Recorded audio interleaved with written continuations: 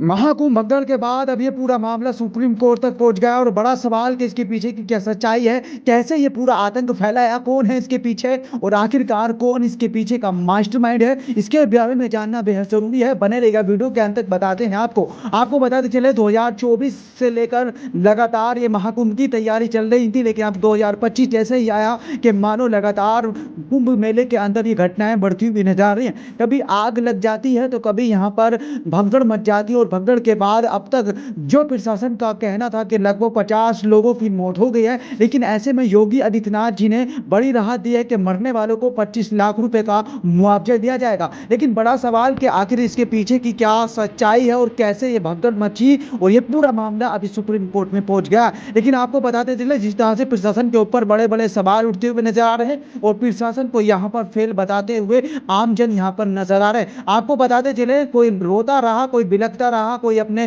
पिता से छूट गया, कोई बच्चा, किसी माँ ने अपने लाल को खो दिया। ऐसी ऐसी घटनाएं निकलकर सामने आए जिसको देखकर सभी की आंखें नम हो गई। लेकिन आखिरकार देश का प्रशासन और उत्तर प्रदेश सरकार बड़े बड़े वादे करती हुई नजर आई, लेकिन आखिरकार उत्तर प्रदेश सरकार का प्रशासन पूरा मंडल की पोल खुलती हुई नजर आई। आपको बताते चले, जिस तरह से महाकुंभ 2025 मेले को लेकर बड़ी बड़ी सुर्खियां उत्तर प्रदेश सरकार बखेरती हुई नजर आ रही थी, लेकिन अब उत्तर प्रदेश सरकार की जैसे ही पोल खुली तो आपको नजारा दिख रहा होगा कि आखिरकार कहां से ये कितने भक्त आ गए और कैसी यहाँ पर सुविधा महाकुंभ मेले को लेकर बताई जा रही थी और अब आखिरकार ये सच्चाई जनता के सामने कहां से आ गई। लेकिन बड़े बड़े संतों ने कहा कि आखिरकार प्रशासन यहाँ पर फेल होता हुआ नजर आया। किसी ने कहा कि बम बम करते रहे और आखिरकार बम बम करते हुए यहाँ पर किसी के कानों में बम की आवाज आई, उसी तरह से भगदड़ का मचने की यहाँ पर संभावना बताई जा रही है। लेकिन आखिरकार इसके लिए पूरी जांच के लिए यहाँ पर टीम भी गठित कर दी गई है। आखिरकार इसके पीछे क्या सच्चाई है, बहुत ही जल्दी इसके पीछे का रहस्य आपको जानने के लिए मिलेगा। लेकिन बड़ा सवाल कि आखिरकार ये पूरा मामला